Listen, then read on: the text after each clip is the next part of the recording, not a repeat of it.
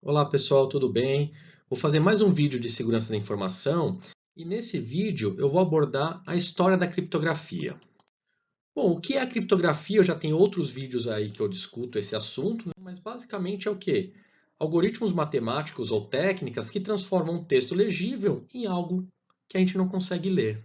Mas isso vocês podem ver a teoria na minha outra apresentação que eu vou deixar aqui no final do vídeo para vocês seguirem. E a ideia de que por que esconder mensagens, vocês vão acabar respondendo no final do vídeo em função da nossa história aqui da criptografia. A minha história é uma história que eu criei com base em algoritmos que eu conheço, que eu acho interessante, não tem uma cronologia. A cronologia está correta, mas os eventos são tirados a partir do que eu conheço de criptografia e a partir de algoritmos que eu considero interessante. Pode ter alguns detalhes aí, alguns equívocos, mas em geral eu tentei usar artigos científicos e bases um pouco mais confiáveis, algumas nem tanto. Então, se alguém tiver algum algoritmo que quiser citar aí no comentário ou quiser fazer alguma ponderação aí no conteúdo, fica à vontade para deixar aí nos comentários. E a primeira cifra que eu vou falar foi uma cifra usada lá em 900 a.C. até quase 200 a.C. pelos guerreiros espartanos. E nessa cifragem, que era conhecida como citala, o que eles faziam? Eles enrolavam uma tira de couro em um bastão ou em duas lanças juntas e escreviam uma mensagem nessa tira de couro, além de outras palavras ali dentro daquela, outras letras dentro daquela tira de couro. Quando eles desenrolavam a tira de couro do bastão, simplesmente eu tinha uma tira com uma sequência de letras que não fazia sentido nenhum. Só quem conseguia ler era quem conhecia a técnica e que tinha um bastão da mesma espessura para enrolar e conseguir decifrar a mensagem.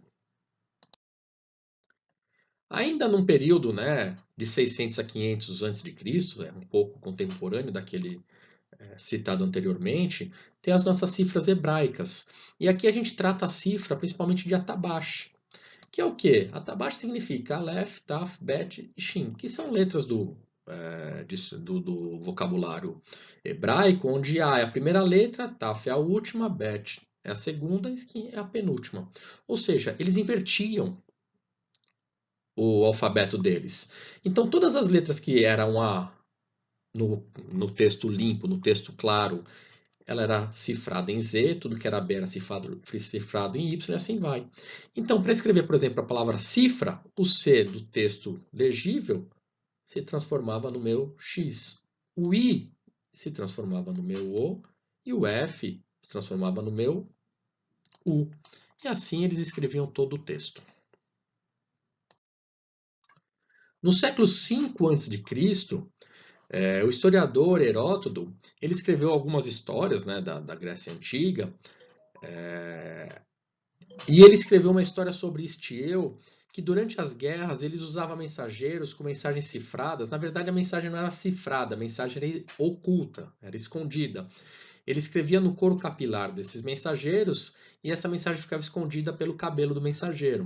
Então, quando a pessoa recebia esse mensageiro, ela tinha que raspar a cabeça dele para conseguir ler a mensagem que ali estava escondida atrás do cabelo da pessoa. Na sequência, já por volta de 40 a.C., a gente tem a nossa cifra de César. E a cifra de César ganhou esse nome porque foi adotada por Júlio César, o general romano da época, né? E falando sobre essa cifra, até o escritor Suetônio, né, que escreveu a vida de 12 Césares, a vida de Júlio César, ele cita o uso dessas cifras por Júlio César quando ele queria comunicar com algum general que estava na frente, no fronte de batalha. E o que ele fazia? Ele tinha uma chave e ele deslocava o alfabeto. Então aqui ó, ele falava que ele ia deslocar o alfabeto de A para D. Então, em vez de começar em A, o alfabeto começaria em D e ele substituiria as letras. Isso é o que a gente chama de criptografia de substituição. Então, o A virava o D, o B virava o E, o C o F e assim sucessivamente. Aqui ó, eu comecei o alfabeto a partir da letra D, chegava no Z e iniciava A, B e C. Então, olha que interessante. O meu B, na cifra de César, virava o E. O meu R virava o U. O meu U virava o X e assim as letras eram substituídas até formar uma mensagem cifrada. Pessoal, a cifra de César, ou o que era o método usado por César, funcionou muito bem até 800 e 850 depois de Cristo. Porque o que acontecia antes desse período? Se eu conhecesse o algoritmo, era extremamente simples quebrar a criptografia. Eu conseguia facilmente quebrar a criptografia, era só substituir as palavras. Só que se eu não conhecesse o algoritmo, aí eu tinha uma dificuldade. Então a dificuldade da época era o quê? Mudar o algoritmo para que quando a pessoa interceptasse a mensagem, ela não sabia exatamente como você fez a criptografia. Isso caiu, né, esse princípio caiu quando o matemático que na época ele nasceu, né, e morava no que hoje é o Iraque, chamado Al-Kindi, criou o método de análise de frequência. Ele era um criptoanalista, ele ficava analisando criptografia, e o método de análise de frequência verificava o quê? A frequência das letras de uma determinada frase, ou palavra, ou texto. E como é que ele quebrava a criptografia? Aqui, pessoal, eu peguei um exemplo que está lá no livro do Starling, eu vou deixar a referência aqui na descrição, aonde eu tenho aqui as frequências com que as letras aparecem no idioma inglês, e aqui eu tenho um texto cifrado que foi cifrado do idioma inglês também. Então, no idioma inglês, as letras que mais aparecem começa pelo E, a segunda letra que mais aparece em um texto é o T, a terceira é o A. Aqui, no texto cifrado, na análise de frequência, a gente vai pegar o quê? Qual letra mais se repete? A segunda que mais se repete, a terceira mais que se repete. E a gente vai pegar o quê? A primeira que mais se repete, substitui pela primeira que mais se repete no idioma que a gente está decifrando. Então, peguei aqui o meu P e substituí por E. A segunda que mais se repete no idioma é o T, então eu vou pegar a segunda que mais se repete no texto cifrado e substituir pelo T, que no caso aqui é o Z. E assim eu vou fazendo por todas as letras. Olha que interessante, pessoal. Substituir 3 letras. Eu não, né? A nossa referência substituiu 3 letras. E aqui a gente pode ver que já apareceu a palavra that, palavra de. Então quer dizer que eu estou no caminho certo. E aí eu vou substituindo letra por letra até chegar na minha mensagem completa. E isso, pessoal, revolucionou. Por quê? Agora, tanto faz o algoritmo que você usou para cifrar. Se você usar os mesmos princípios de substituição que foram usados em César, não tem mais mensagem cifrada. Daí teve que ter uma evolução. E aí os Cavaleiros Templários, lá no século XII, criaram uma cifra conhecida como Pigpen. E o que a cifra de Pigpen fazia? Ela usava como base a cruz da ordem, a cruz de Malta, né? E aí, com base nas figuras geométricas da cruz de Malta, eles substituíam figuras geométricas por letras. Então, aqui eu tenho o equivalente do A, do B, do C e do D, que foi tirado aqui do centro da cruz de Malta. Aqui eu tenho o E, o F, o G e o H, foi tirado aqui desse triângulo formado pela cruz de Malta. O H, o I, e assim vai. Então aqui, pessoal, infelizmente eu perdi essa referência. Eu tenho essa imagem há tanto tempo no meu computador, eu acabei perdendo a referência. Mas aqui eu tenho uma carta templária histórica, e aqui eu peguei usando esse princípio, cifrei o meu nome em cifra templária. Então aqui, olha, o meu B aqui, o meu R, ó, o R é esse sinalzinho de maior com pontinho, o meu U é um triângulo com ponto no meio, e assim eu cifrava, fiz toda a nossa cifra. Tudo bem? Pessoal, esse padrão foi utilizado por outras ordens, como os Rosas Cruz, e aí até uma lenda que a maçonaria usa cifras semelhantes para escrever alguns documentos. Já lá por volta de 1400, 1500, surgiram as nossas cifras homofônicas.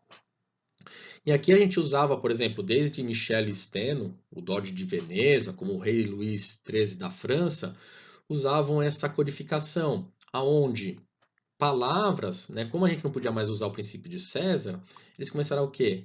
Trocar letras do texto por símbolo. Só que eles não faziam um único símbolo, eles misturavam. Tinha letras que tinham 2, 3, 4 símbolos, ou um símbolo poderia representar uma palavra inteira. Por exemplo, nessa cifra aqui, né, aqui a gente tem um gabarito de uma cifra que foi usada lá em 1555, 52, desculpa. Um M com tracinho embaixo significava a palavra guerra. Esse WZ aqui, né, pelo menos é, é o que aparenta, né, a gente não sabe se era simplesmente um desenho, era o verbo faire em francês. Então aqui tinha o vous, né, o qui, que, pé, Roi de France era o nosso R maiúsculo. Então, como havia essa mistura, só quem tinha o gabarito conseguia decifrar o texto. Já dificultou a nossa parte de criptoanálise, né? Até chegar, né, aquele famoso que não sabe brincar.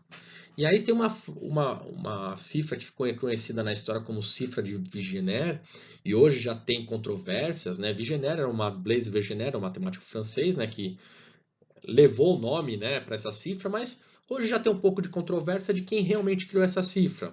Algumas pessoas falam que foi o italiano Leon Battista, outras pessoas falam que foi um frade, que a gente vai falar dele depois, mas o que a gente conhece é a cifra de Vigenère. E o que, que ele fazia? Uma matriz de palavras. E aqui a nossa cifra trabalhava o quê? Com uma chave de tamanho variado. Então eu tinha uma palavra que era a que cifrava o meu texto limpo. E como isso funcionava? Por exemplo, eu vou falar aqui, ó, Olá mundo.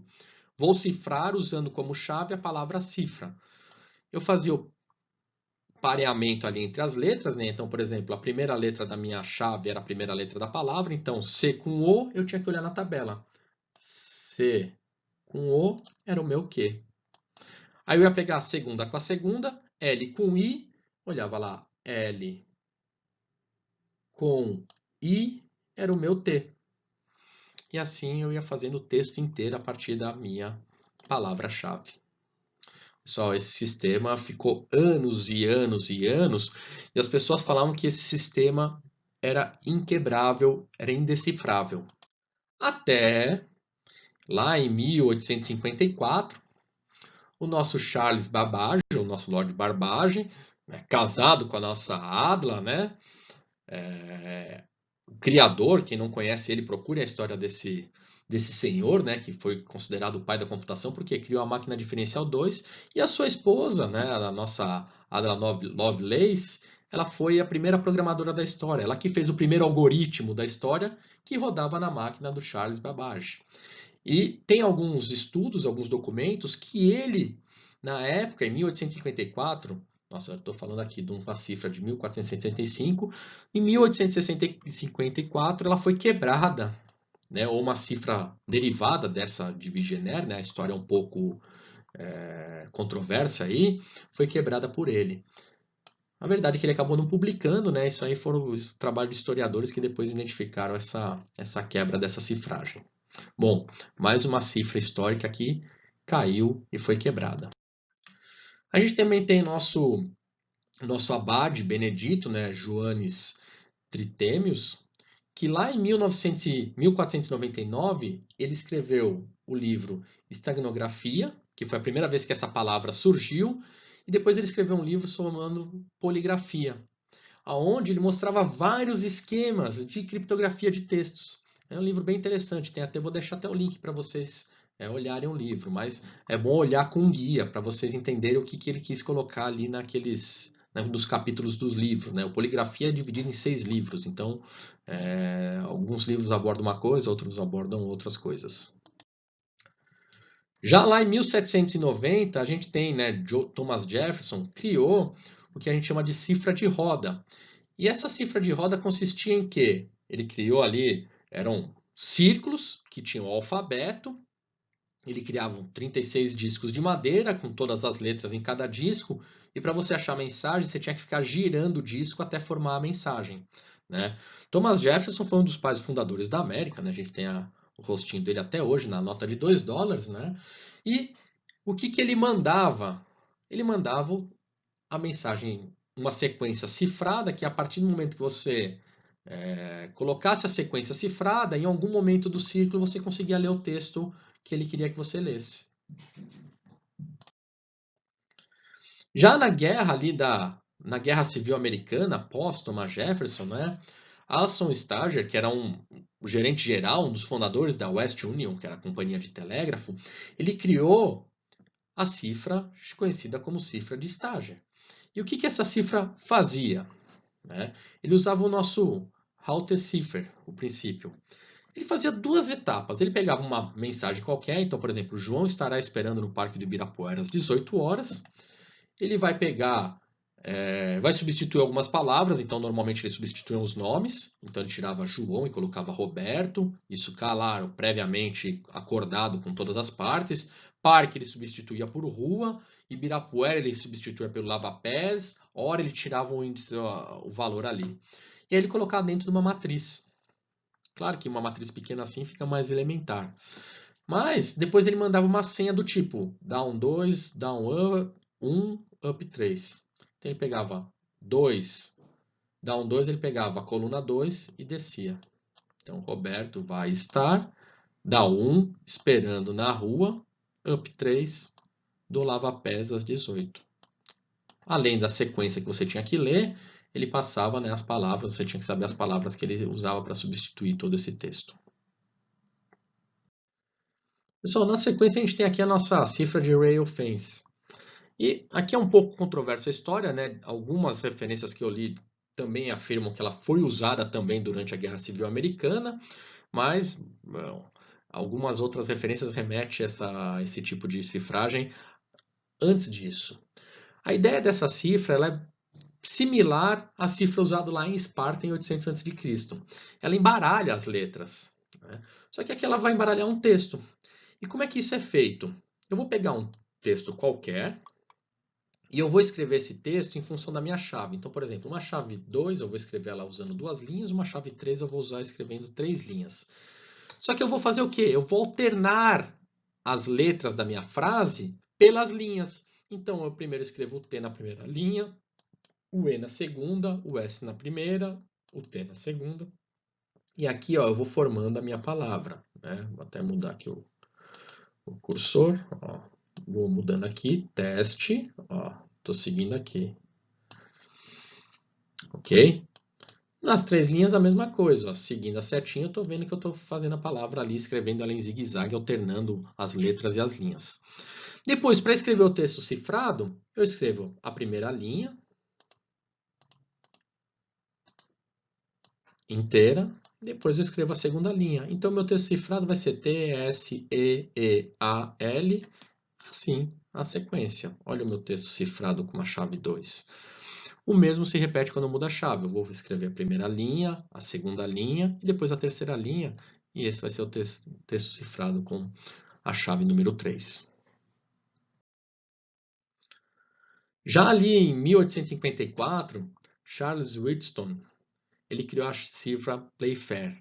Porque quem divulgou, a cifra levou esse nome porque quem divulgou foi o Lord Playfair, né, que gostou da maneira como isso é cifrado. E é uma cifra bem interessante, e essa cifra aí até alguns consideram como a cifra que foi a primeira cifra de blocos da história. E olha que bacana ele trabalhava nessa cifra. Você tinha uma mensagem qualquer que você queria cifrar. A primeira coisa você juntava em blocos, né? O que eles chamam lá, juntar em dígrafos, né? Então pegava aqui conjuntinhos de 2 letras e a partir desse conjunto você cifrava.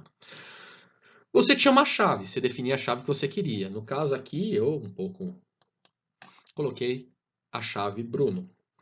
E depois você preencheu uma matriz com todas as letras do alfabeto na sequência, só que tirando as letras que você usou como chave. Então eu colocava a sequência seria o B, mas o B eu já usei aqui, então eu coloquei C, D, E, F, G, H, I, J, K.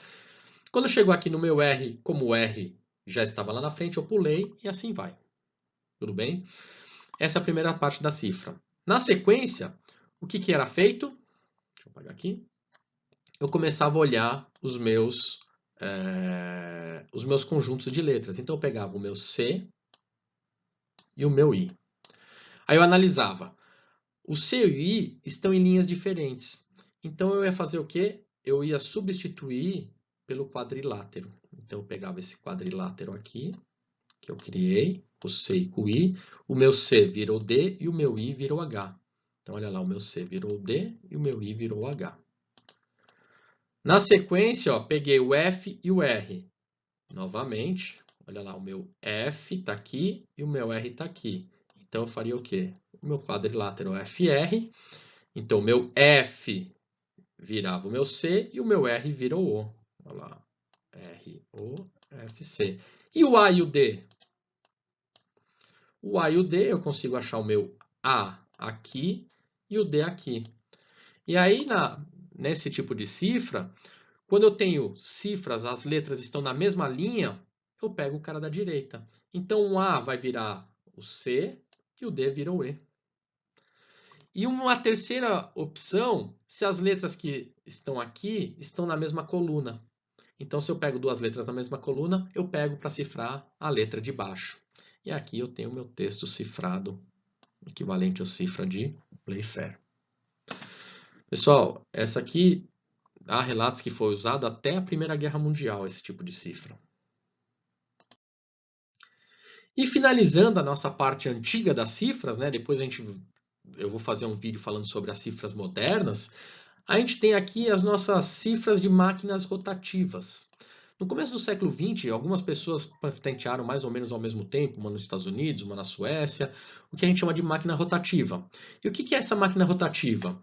Ela era similar a uma máquina de escrever, e aqui eu tinha alguns rotores que giravam em função de uma determinada configuração e cifravam o texto.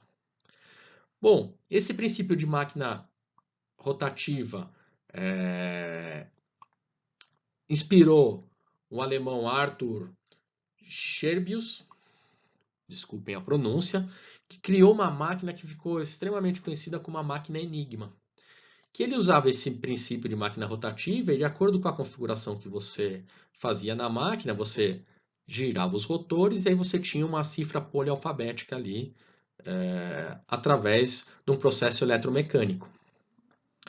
Pessoal, essa máquina ela ganhou grande notoriedade, primeiro porque ela era uma cifra polialfabética, a gente sabe que não é tão simples de ser quebrada, né?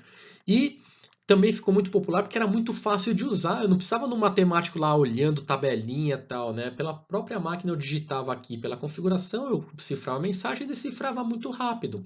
Então ficou muito popular. E essa máquina foi muito usada durante a Segunda Guerra Mundial, até que o nosso Alan Turing, né, com a nossa bomba eletromecânica, que era a máquina que ele desenvolveu, conseguiu quebrar o código do Enigma e aí ele conseguia decifrar as mensagens. Bom, pessoal, a partir daí a nossa criptografia moderna é uma outra história e vai ficar para um outro vídeo, possivelmente. Na sequência eu coloco esse vídeo. Um abraço, espero que vocês tenham gostado. E se alguém tiver algum algoritmo de criptografia que gosta ou que acha que se insere na história, pode fazer um comentário aí. Um abraço e até mais.